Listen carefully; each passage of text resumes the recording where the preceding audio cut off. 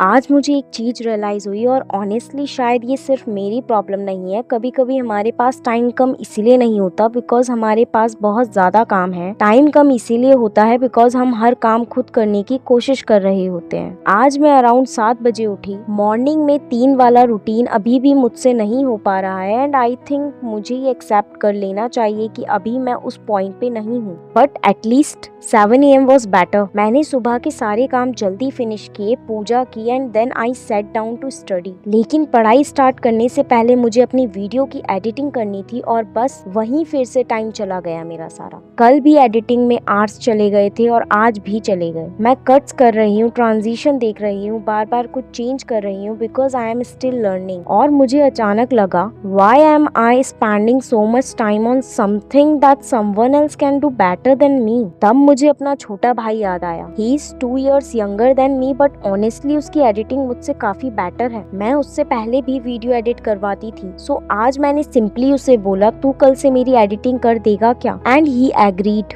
और पता है मुझे एक्चुअली रिलीफ फील हुआ है बिकॉज कल से मेरे दिन का एक बहुत बड़ा चंक वापस मिल जाएगा। और शायद यही चीज मुझे समझनी थी, हर चीज खुद करना जरूरी नहीं होता है। अगर कोई काम तुमसे बहुत ज्यादा टाइम ले रहा है और कोई और पर्सन उसे बेटर या फास्टर कर सकता है than let them do it. इसका मतलब ये नहीं है कि तुम इनकेपेबल हो। It simply means you know where your time is more valuable. मैं अपने भाई से वैसे भी काफी काम करवाती हूँ, Excel sheet, notes copy paste करवाना, छोटी मोटी चीजें। और हाँ, मैं उसे पैसे भी दे देती हूँ बिकॉज ऑनेस्टली अगर वो मेरा टाइम सेव कर रहा है then why should he do it for free. और वैसे भी छोटे भाइयों को थोड़े से पैसे दे दो and suddenly he is ready to work, so it is fair deal. But jokes apart, मुझे लगता है स्टूडेंट के लिए एक्चुअली इम्पोर्टेंट है। हम लोग already studies, assignments, classes, content, family सब कुछ मैनेज करने की ट्राई कर रहे होते हैं। फिर भी हम सोचते हैं I should be able to do everything myself. But maybe being independent doesn't mean doing everything alone. कभी कभी स्मार्ट थिंग ये होती है कि जो काम कोई और हैंडल कर सकता है उसे उनके पास छोड़ दो और अपना टाइम उस चीज को दो जो एक्चुअली तुम्हारे लिए इम्पोर्टेंट है। आज उसके बाद मैं फाइनली पढ़ने बैठी, काफी आवर्स पढ़ा। अराउंड 2 बजे भूख लगी तो पता नहीं क्यों आज खुद के लिए कुछ बनाने का मन हुआ। मैं वैसे रेयरली कुकिंग करती हूँ but today I made a small bowl of sabzi just for myself. Nothing fancy but it felt nice. शायद कभी कभी प्रोडक्टिव होने के बीच में थोड़ा सा जस्ट लिविंग भी जरूरी होता है। उसके बाद ट्यूशन, फिर घर आई और आज बच्चों की PDF भी टाइम पे बना दी। सो या